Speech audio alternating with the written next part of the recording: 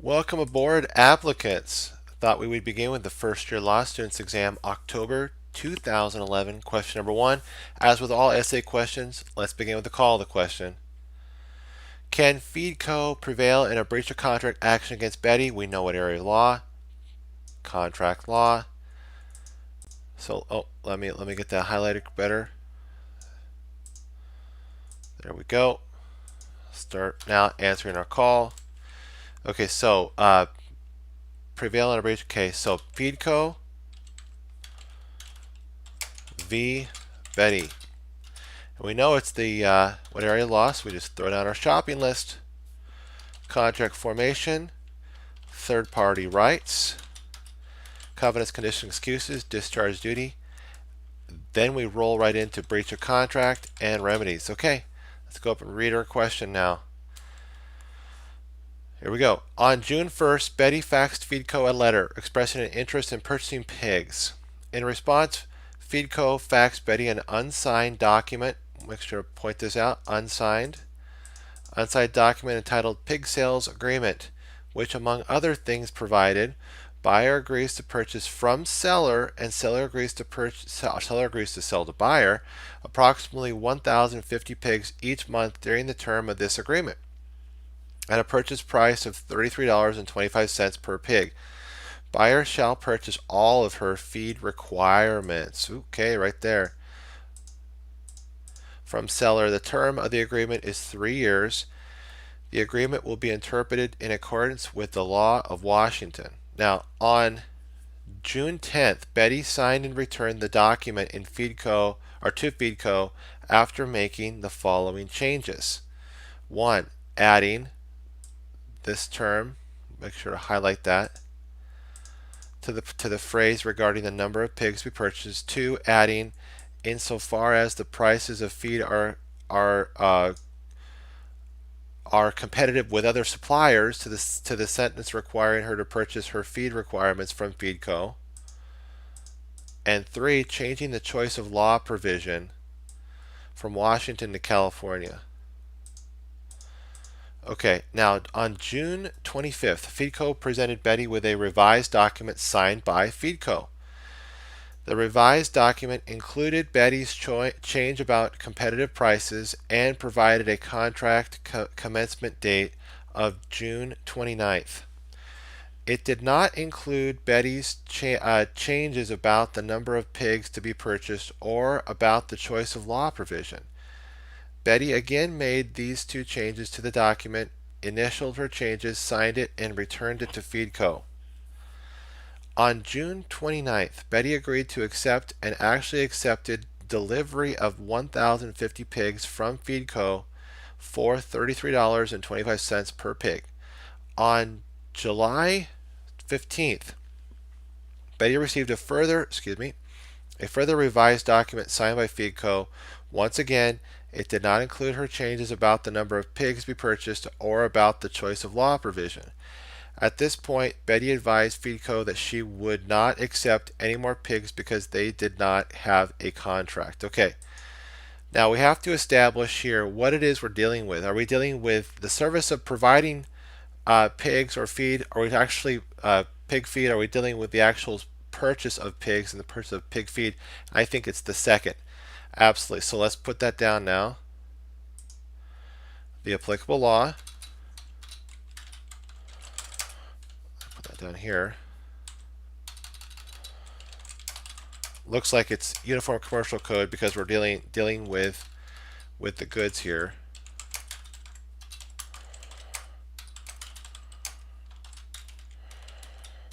Okay, and the goods being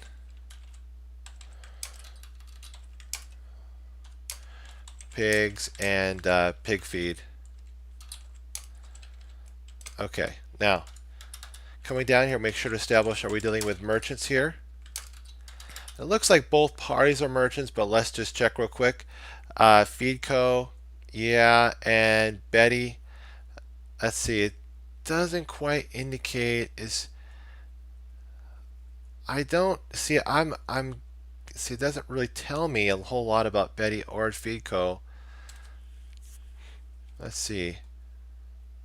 It's it's possible that both are merchants. So I'm just going to say both merchants question mark.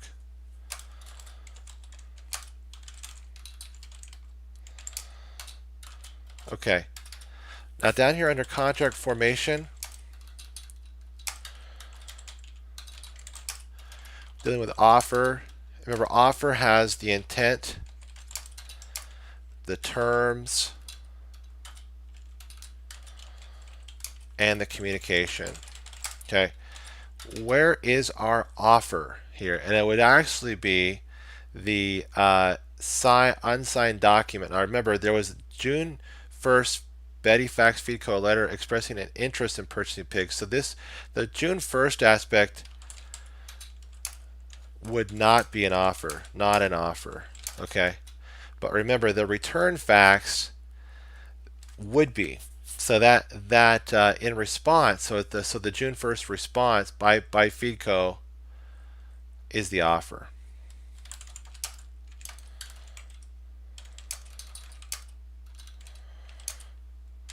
And this is where, so FEDCO's letter, or I should say fax, excuse me.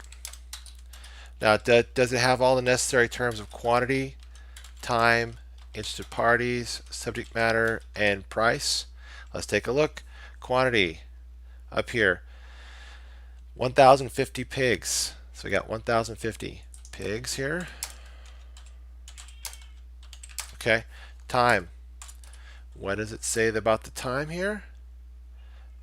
Each month during the term of the agreement. So the term of the agreement is 3 years.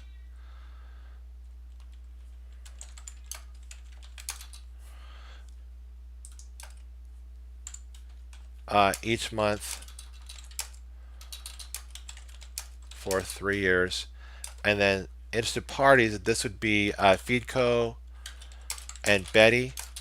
Price, I think we already remember this one, $33.25, I believe. Right up here. Yep. And also too, there's the feed requirements as well. So we're looking at these two things combined. So the $33.25 and cost of feed requirements. Okay, that's the other thing we're going to point out here is that we're dealing with a requirements contract. But hold on that for just a minute here. Pigs and pig feed. Okay, so we want to make sure to throw in that we're dealing with a requirements contract for the pig feed. And remember, under the Uniform Commercial Code, what would ordinarily require consideration, and the consideration is actually the Uniform Commercial Code here, or sorry, good faith. Good faith would actually make what would otherwise be a not enforceable part of the contract concerning requirements because of indefiniteness as to consideration. Good faith would fill that in. Now, underneath here, we want to make sure to talk to now after we've established offer, has there been of the 1,050 pigs from FEDCO for that amount. But we're also talking now about 3 years worth of competitive price feed, pig feed right here. The term buyer shall purchase all of her feed requirements from seller. The term of the agreement is for 3 years. So that's what we're talking about here. Expectation damages. There would be the market value of the pig feed over conceivably 3 years. Yep. And then remember we're talking about consequential damages at this point as well. Just throwing that in there. Hadley versus Baxendale.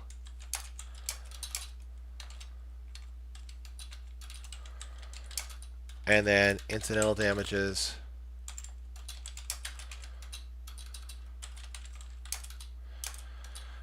And making note too, just to consider specific performance, but it doesn't apply, so we don't put it down. Conclusion, and we think we got this thing. Okay, now going down to our next question. This is where we're going to dip our toes into the general bar exam, July 2011, question number 1. So as with all essay questions, let's begin with the call of the question. What crimes, if any, have Dan, Eric, and or Fred committed? So I want to make sure to talk about crimes of Dan, crimes of Eric, crimes of Fred. Okay, and remember, under each one of these, when we have this, we do state v. Dan, state v. Eric, and state v. Fred. Making sure to tee these up. Put it 3, 2, and there we go, 1. Okay, excellent. Now that we know what we're dealing with in terms of area of law, make sure to throw in our shot for this.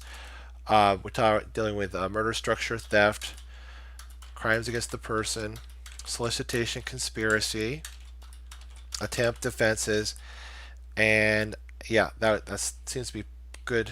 So we'll make sure to copy and paste that underneath each one of these.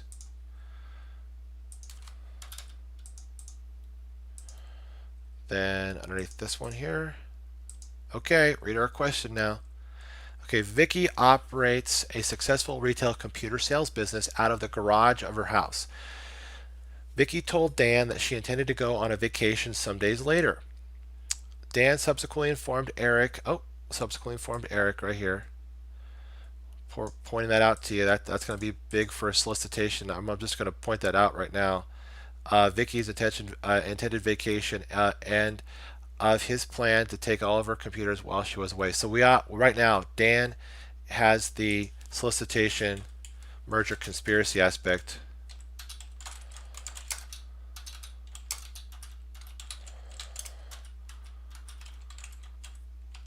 Possible conspiracy. Don't forget too, we throw in a quick accomplice liability, because he is the one that actually supplied the information and knew about the intent of Vicky. So throw that in there just like that. Now Eric told Dan that he wanted nothing to do with taking the computers, but that Dan could borrow his pickup truck, okay, if Dan needed it to carry the computers away. So right now we have Eric, even though he's saying, nah, I don't want to be part of that, we have a conspiracy on his part through, I'll make sure to point this out, this is implied agreement. What would be the implied agreement aspect?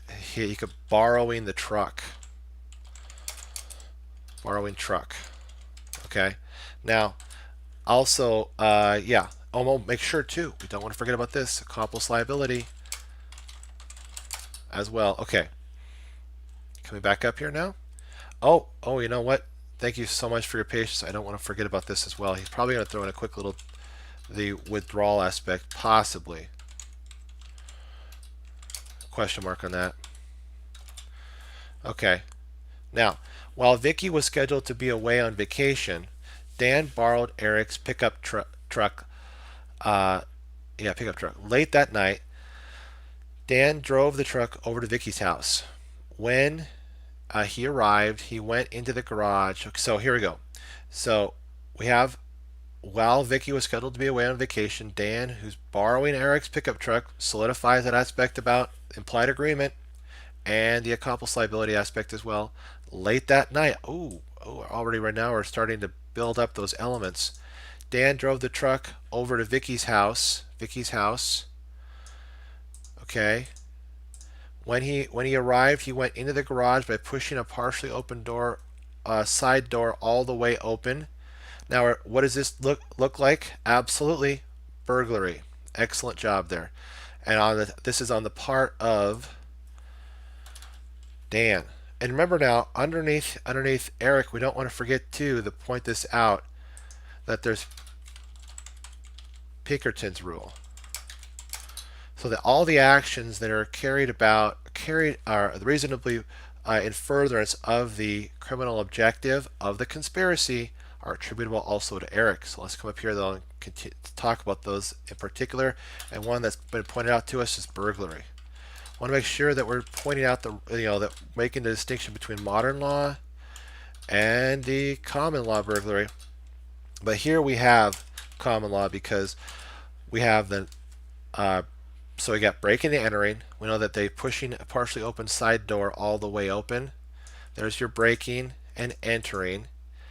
And we have the at night, okay, dwelling house of another, Vicky's house, and also the intent to commit a felony therein, which is the intent to what? This is what he told Eric that he intended to. So his plan was to take all of her computers while she was away. There's your larceny, okay, which is the felony therein, intent to commit a felony therein. Okay, so Vicky, who had returned the home early from her vacation, was awakened by a noise in her garage, opened the door connecting the garage to the house, and stepped in the garage. When she saw Dan loading the computers into the back of the truck. Now here's the thing. He's loading the computers in the back of his truck. We know that, like right here, this could indicate that there is a larceny aspect here that has taken place. So we want to make sure to throw that in there.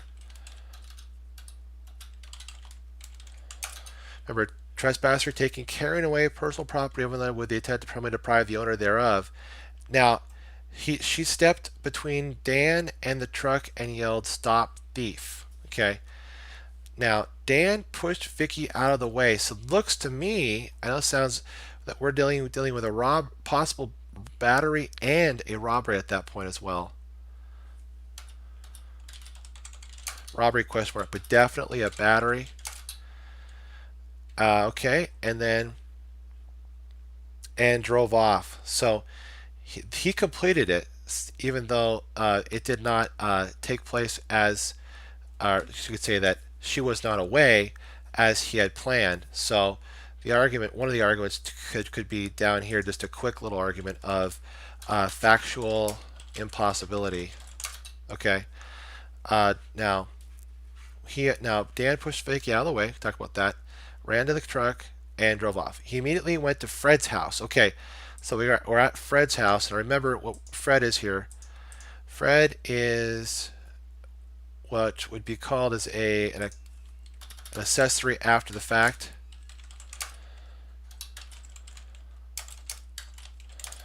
Now remember here, we're still dealing with accomplice liability. Okay. Okay, so accessory after the fact. Now, coming up here, I'll make sure that I spell that right. Thank you for your patience on that one. Now, where he told Fred what had happened. In exchange for 2 of the computers, right here, Fred allowed Dan to hide out. This is the extortion blackmail. Right down here.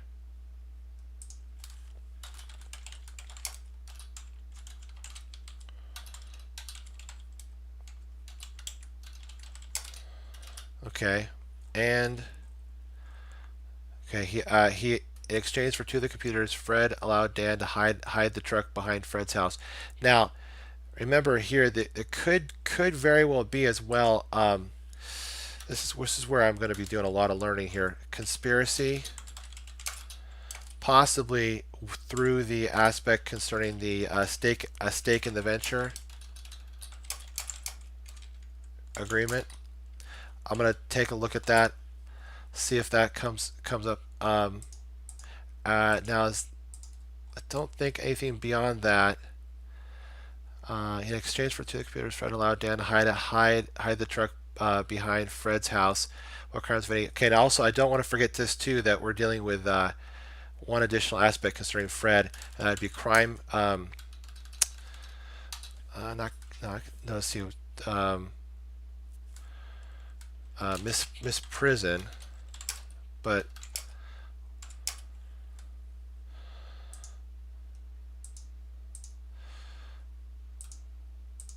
okay. That's what it is. Obstruction of justice. Okay. Now we're dealing. Okay, we got. We don't have a murder situation here. We don't have a theft. Well, if the conspiracy is there, we would have there. The government official, Officer Ava, was a reasonable expectation of privacy. It would be Dan's home and inside his bathroom, and particularly the medicine cabinet of the bathroom. Was there a warrant at that time? No. was there a warrantless search exception? Well, that's what we're going to be talking about right now. And I would say yes, that would be under exigent circumstances here.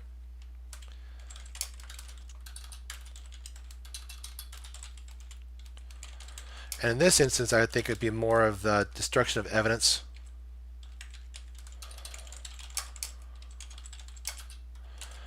Then after that, which allows Officer Ava to come into the home, and then once they could argue that, yeah, under exigent circumstances as well, you'd be able to open up the medicine cabinet. When the medicine cabinet is open, she sees the vials of the cocaine right here. And so right here, she found several vials of cocaine. That would be the plain view kicking in at that point. And don't forget too that we, yeah, there we go. Okay. Now, standing. Did he have standing to exclude the particular evidence, the vials of cocaine? Yes, he did. It's inside his home. Did the exclusionary rule? Would the exclusionary rule apply then? Yeah, he would try to exclude it because the fruits of an illegal search are to be excluded. Was this the fruit of an illegal search though? And that's what we're looking at. It doesn't. It in this instance, I don't think there's.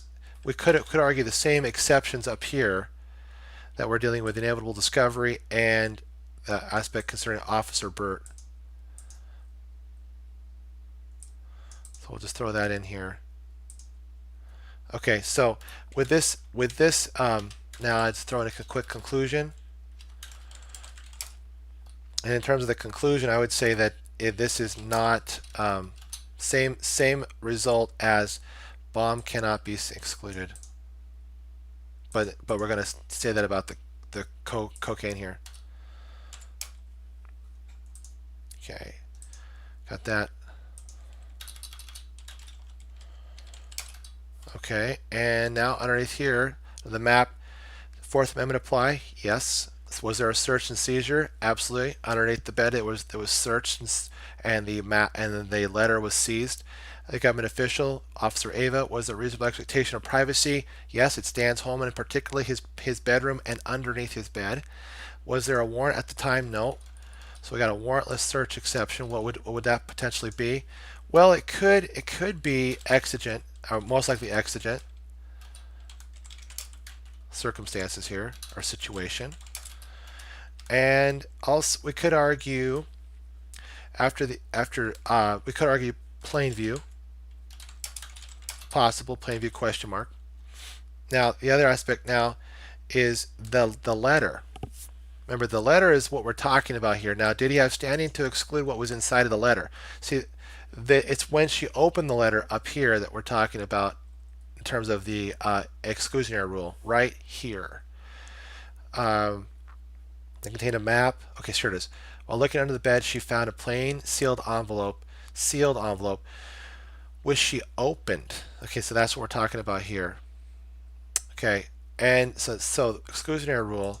Was there a fruit of the poisonous tree? And I would say yes, in this situation there was, because we're dealing with the map.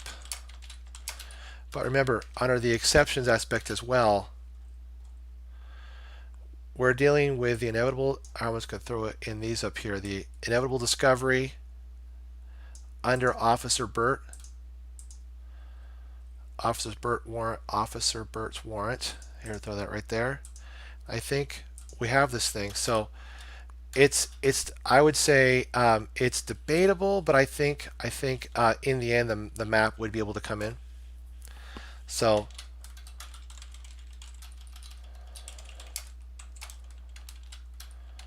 map, and I'll put may be excluded.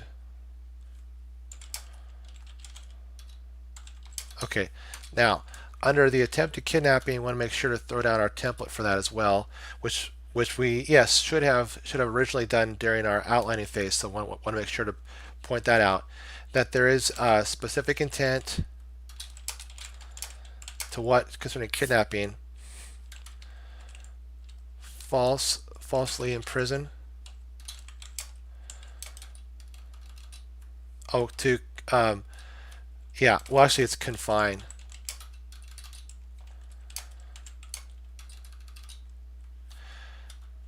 the person of another.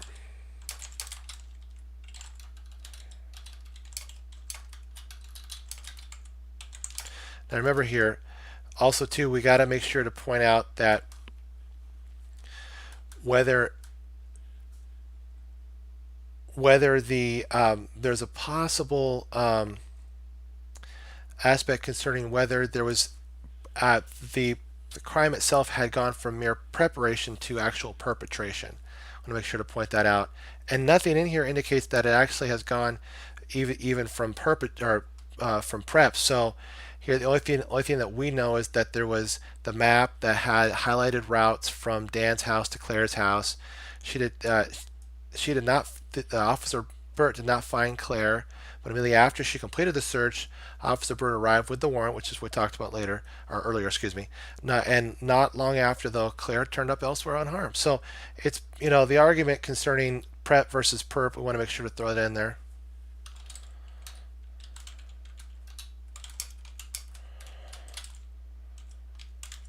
And basically we're looking at a substantial step.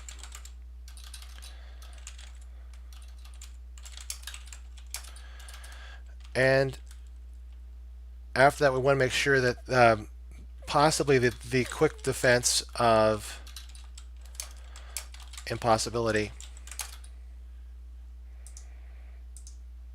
and it would be factual impossibility, because Claire turned up unharmed later, right here, not long after Claire turned up elsewhere unharmed. Okay, so that looks